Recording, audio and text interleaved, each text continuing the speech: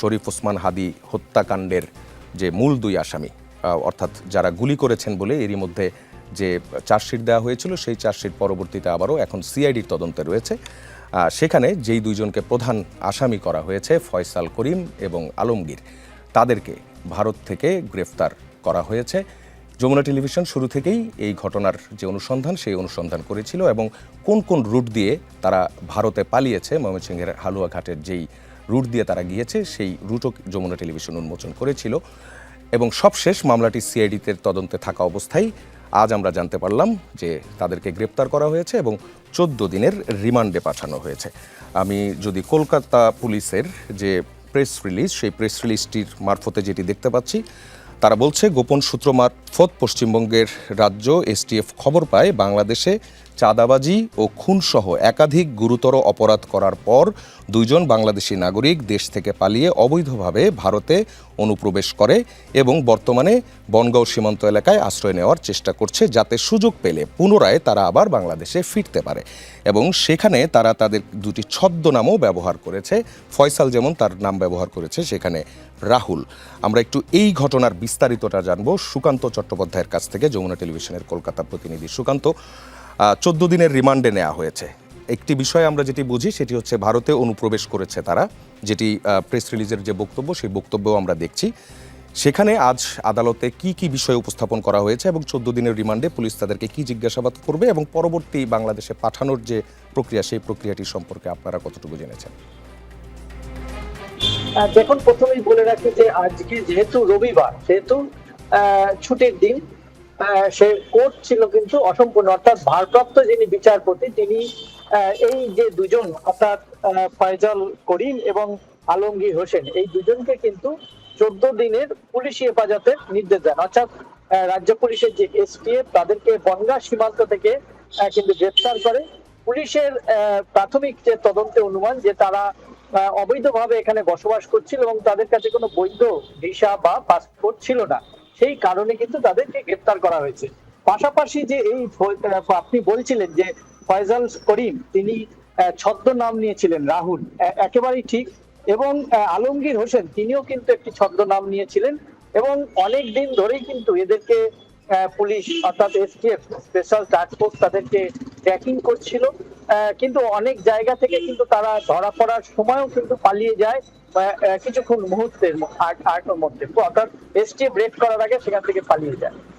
এরকম অনেকবার হওয়া সত্ত্বেও কিন্তু তাদের সোর্স মারফত তারা কিন্তু এসটিএফ জানতে পারে যে তারা বনগাঁ সীমান্তে রয়েছে এবং সেখান থেকে তারা বাংলাদেশে প্রবেশের চেষ্টা করছে। সেই মুহূর্তেই কিন্তু এসটিএফ তাদেরকে গ্রেফতার করে এবং আজকে বিধাননগর আদালতে তোলা হলে 14 দিনের পুলিশ হেফাজতের নির্দেশ দেয়।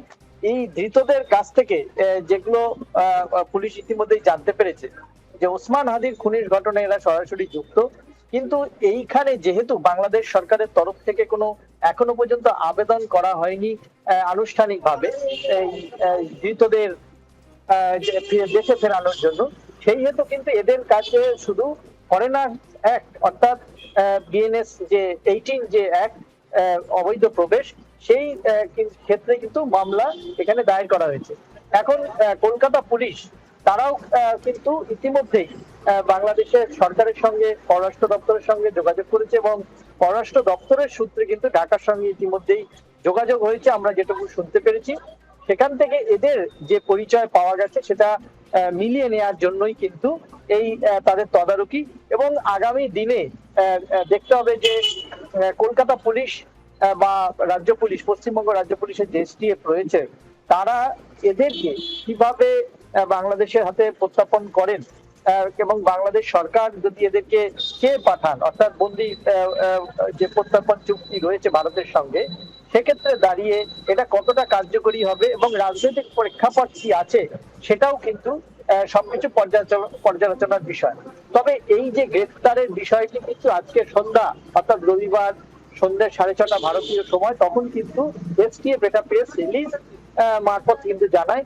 যদিও এসটিএফ কোনো সময় সাংবাদিক সম্মেলন করে না, রাজ্য পুলিশের ডিজি এই সাংবাদিক সম্মেলন করেন, কিন্তু যেহেতু একটি পররাষ্ট্র বিষয় এর সঙ্গে জড়িত রয়েছে এবং কেন্দ্র রাজ্য একটা নির্বাচনকে ঘিরে পশ্চিমবঙ্গে একটা টানাপোড়েন চলছে, সেই ক্ষেত্রে দাঁড়িয়ে কিন্তু অতটা প্রশাসনিক যে দর কষাকষিতে না গিয়ে সরাসরি কিন্তু তারা এই প্রেস রিলিজ কিন্তু তাদের যে ওয়েবসাইট তাতে আপলোড করেছে এবং সাংবাদিকদের দিয়েছে।